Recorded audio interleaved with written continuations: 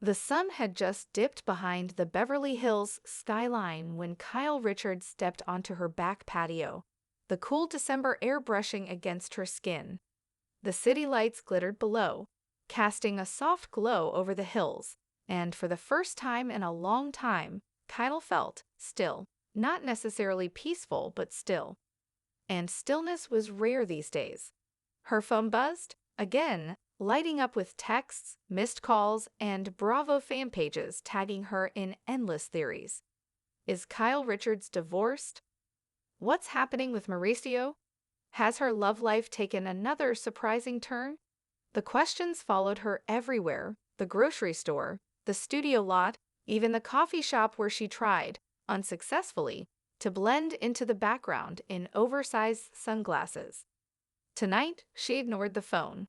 She needed a moment to breathe, to think, to let the noise fade long enough for her own voice to be the loudest in her mind again. Chapter 1: The Whisper That Became a Story. It all started with a whisper. The kind whispered behind menus at the Polo Lounge or through manicured hands in the RHOBH dressing rooms. Kyle and Mauricio had announced their separation months earlier, stepping into a new, uncharted territory after nearly 3 decades of marriage. They called it a transition. Fans called it the beginning of the end. The tabloids called it a divorce in slow motion. But Kyle? She simply called it hard. Tonight, she wrapped her arms around herself as the breeze blew across the patio, the citrus trees swaying gently. "Mom," a familiar voice called from inside. It was Alexia, her second oldest, holding a mug of tea and wearing one of Kyle's oversized sweatshirts. "You okay?" she asked gently. Kyle smiled, the real, soft kind she reserved for her girls, just stepping outside for a minute. Alexia handed her the mug. "Came to make sure you're warm enough." Kyle laughed. "Since when did you become the mom?" "Since your phone has been buzzing like a beehive for hours," Alexia said, rolling her eyes. "People are asking again?"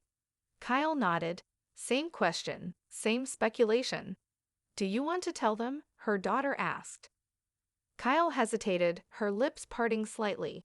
"No, not tonight. Tonight, I want to pretend life is simple." Alexia hugged her mother tightly. "You can always do that here." And with that, she headed back inside, leaving Kyle alone with the quiet glow of the night. Chapter 2: A Love Story Rewritten. Later that night, Kyle sat at her kitchen table with a notebook, something she hadn't touched in ages. It wasn't for filming. It wasn't for planning scenes or writing lists. It was personal. At the top of the page she wrote, "My love life, the real update." She laughed softly. If only she could slide this page onto Instagram and be done with it. Her mind drifted back to the beginning, the early days with Mauricio. 2 young parents with big dreams and even bigger love. Their story had been full of warmth, joy, teamwork, and late-night conversations over bowls of pasta. But life had changed. The show changed things. Business changed things. Time changed things. And maybe people changed too. They both did. She closed her eyes, remembering Mauricio's smile, the one that filled their old house with laughter, the one that captured her heart. That love didn't disappear, Kyle whispered to herself. It just shifted. The door opened and another familiar voice spoke. "Talking to yourself again?" Kyle shook her head with a playful groan as Dorrit Kemsley entered, still dressed in a full, sparkling outfit that looked more suited for a gala than a late-night visit. "You look like you're walking a red carpet," Kyle teased. "And you look like you're rewriting your memoir," Dorrit said, pointing to the notebook. Kyle closed it quickly. "Just journaling." Or, Dorrit drawled, widening her eyes dramatically, "updating your love life?" Kyle shot her a look. "Please don't start." "My lips are sealed," Dorrit said, sitting at the table, "unless you want them unsealed." Kyle couldn't help but laugh. Dorrit leaned in.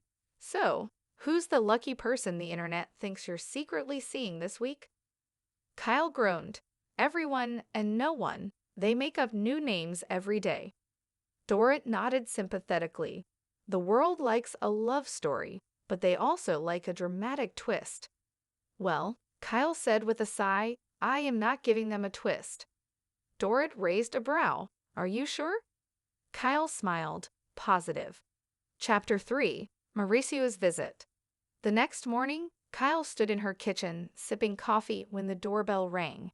She knew that knock, that rhythm, that pause between taps. Mauricio. She opened the door to find him standing there in jeans and a pullover hoodie, the kind he wore during their early years together. Hey, he said, smiling warmly. Hey, she said back. He stepped inside. The girls told me you were stressed yesterday. Kyle shrugged, just tired of the speculation. Mauricio leaned against the counter. You know, whatever you decide to tell people or not tell people, I'm with you. She looked at him, really looked at him. The man she built a life with, the father of her daughters, her partner through more than half her life. We haven't signed anything, Kyle said quietly. We haven't even decided what we are. Mauricio nodded. I know. So why does everyone want it to be so black and white? She asked. Because people like answers, he said softly. But life is more complicated than answers. They both smiled. They had always been good at reading each other, even when things were messy. Mauricio took a breath. I miss laughing with you, Kai. Kyle swallowed. And I miss you being calm, she said, half joking. There's that honesty, he laughed. Listen, I'm not here to pressure you. I just want to make sure you don't feel alone. A beat of silence passed between them. Kyle stepped forward and hugged him, not a romantic embrace, not a goodbye, not a reconciliation. Just a moment between two people who still cared. Thank you, she whispered. Always, he replied. Chapter 4. The Girl's Intervention. That evening, Kyle found all four of her daughters, Farah, Alexia, Sophia, and Portia, sitting in the living room waiting for her. Uh-oh, Kyle said slowly. What is this? An intervention, Portia said dramatically, tossing her hair like she was auditioning for a Bravo tagline. For what? Kyle asked. For you, Farah said, and all this love life drama. Kyle blinked. Girls. Nope, Sophia interrupted. Sit. Kyle sat. Alexia handed her a cozy blanket like they were preparing for a therapy session. Mom, we just want you to know it's okay. Kyle tilted her head. Okay to what? To take your time, Farah said softly. We don't care what you and Dad decide, Sophia said. We just want you to be happy. Portia nodded, and maybe to stop Googling yourself. Kyle laughed loudly at that. I don't Google myself. Mom, all four girls said simultaneously, yes you do. Kyle buried her face in the blanket. Fine, sometimes. Farah scooted closer. Mom, you've spent your whole life being strong for everyone else. You can be unsure now. You can be private. You can take space. We don't need a headline to know you love us. Tears filled Kyle's eyes, the kind she didn't cry on camera. You girls, she whispered, are my whole world. Alexia wrapped an arm around her, and we're not going anywhere. Chapter 5. The Real Update. Later that night, Kyle sat outside again, letting the chill settle around her. Her notebook lay open on her lap, the pen resting between her fingers. She didn't write a statement. She didn't write a confession. Instead, she wrote a truth. I am not divorced. I am not committed to any new relationship. I am learning myself again, in a new way at a new time in my life. I am still close with Mauricio. We are navigating this chapter together with kindness, patience, and respect. Whatever our future looks like, it will be built from love, even if it takes a different shape than before. She paused, then added, and above all, I am not defined by rumors. I am defined by my choices. She closed the notebook and looked out at the shimmering lights below. For the first time in a long time, she felt hope, not hope for a reunion or for a dramatic new romance, but hope for her own clarity. Her story wasn't finished. Her relationship wasn't simply black or white, and her future was hers to write.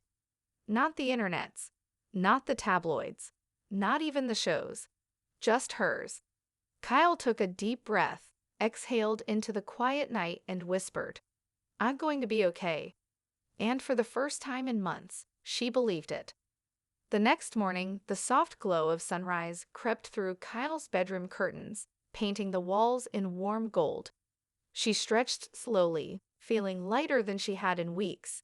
Maybe it was the talk with the girls, or the quiet moment with Mauricio, or simply the relief of letting her truth exist, even if only in her notebook.